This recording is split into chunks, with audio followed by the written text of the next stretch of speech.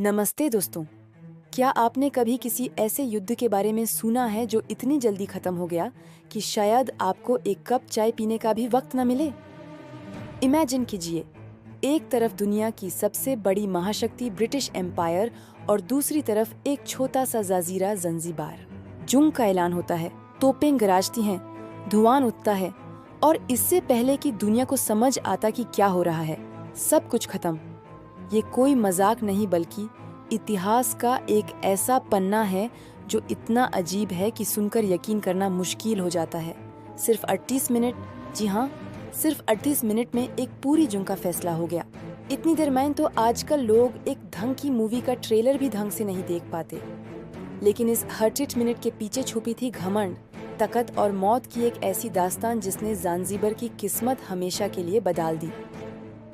स्वागत है आपका हमारे चैनल अजीब इतिहास पर, जहां हम इतिहास के पन्नों से ऐसे ही हैरतअंगेज किस्से निकाल कर लाते हैं जो आपने पहले कभी नहीं सुने होंगे।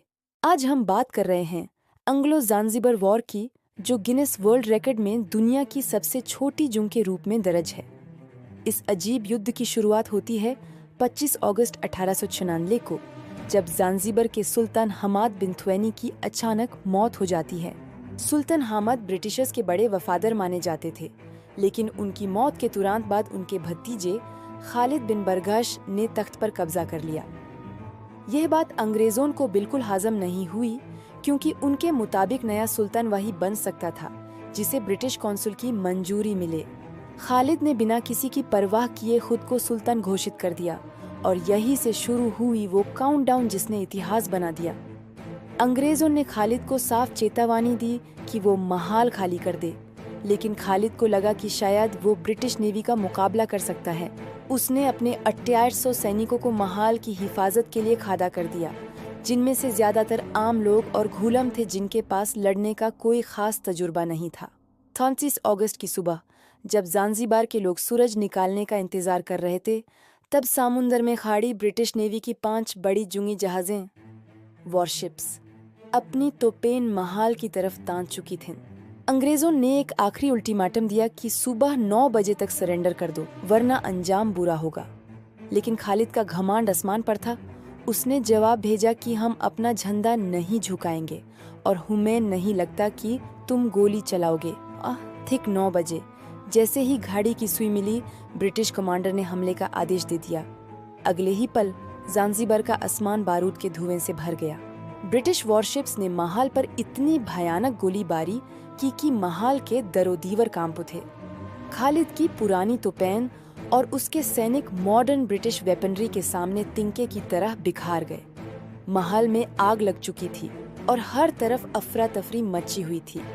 सिर्फ 2 मिनट के अंदर ही खालिद की कोशिशें नाकाम दिखने लगी थीं। जब तक 38 मिनट हुए, तब तक ज़ांज़ीबार का महल खंडहर बन चुका था और उनका झंडा गिरा दिया गया था।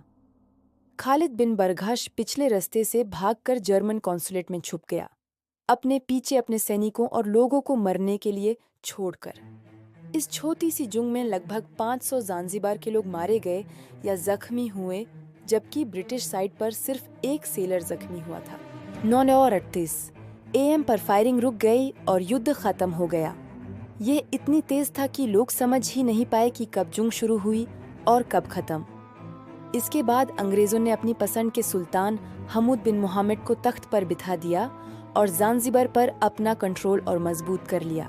दोस्तों, यह 38 मिनट का युद्ध हमें सिखाता है कि ताकत का संतुलन जब बिगड़ता है तो नतीजे कितने भयानक और अजीब हो सकते हैं। इतिहास की ऐसी ही अनोखी और हैरतअंगेज कहानियां देखने के लिए जुड़े रहिए हमारे साथ।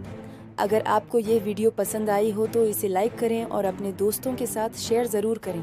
क्या आपको लगता है कि खालिद का लड़ने का फैसला सही था या सिर्फ एक बेवकूफ़ी? हमें कमेंट्स में ज़रूर बताएं। ऐसे ही और अजीब इतिहास को जानने के लिए चैनल को सब्सक्राइब करना ना भूलें। मिलते हैं अगली वीडियो में एक नए रहस्य के साथ। आप देख रहे थे अजीब इतिहास। शुक्रिया।